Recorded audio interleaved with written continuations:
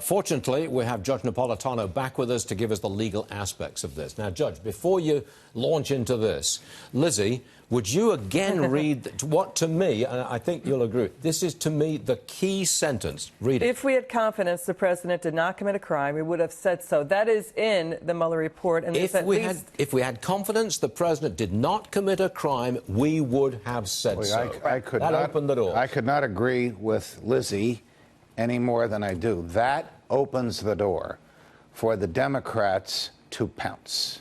Effectively, what Bob Mueller said is, we had evidence that he committed a crime, but we couldn't charge him because he's the president of the United States. This is even stronger than the language in his report. This is also a parting shot at his soon-to-be former boss, the Attorney General, because this statement is 180 degrees from the 4-page statement that Bill Barr issued at the time he first saw the report. Is it that bad? I think so. I think basically he's saying the president can't be indicted, otherwise we would have indicted him, and we're not going to charge him with a crime because there's no forum in which for him to refute the charges. But we could not say that he didn't commit a crime, fill in the blank, because we believe he did. And now this is about the obstruction of justice side of the investigation. I also think that there is fodder for the Democrats on the conspiracy side. He didn't say there was no conspiracy. He just said we were not able to establish it beyond a reasonable doubt. There's some evidence of it, 127 communications between Russian agents and Trump campaign officials from July of 15 to November of 16, but not enough for us to make a criminal case out of it.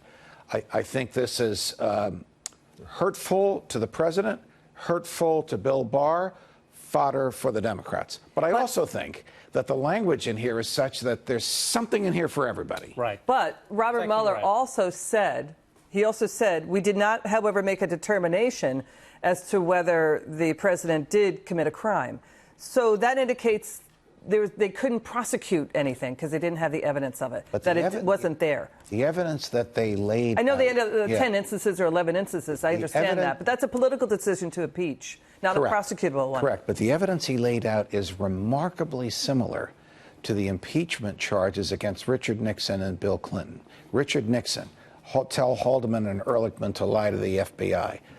President Trump, tell Don McGahn to change his testimony that he gave to the FBI. Bill Clinton, tell Betty Curry to lie to the FBI. Donald Trump, tell K.T. McFarland to put a false document in a file that you know is going to be subpoenaed.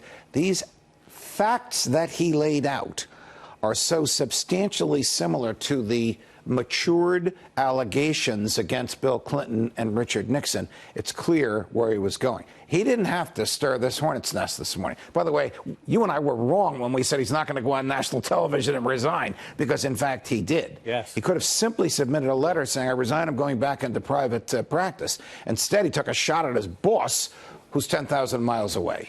Judge, thank you very much indeed.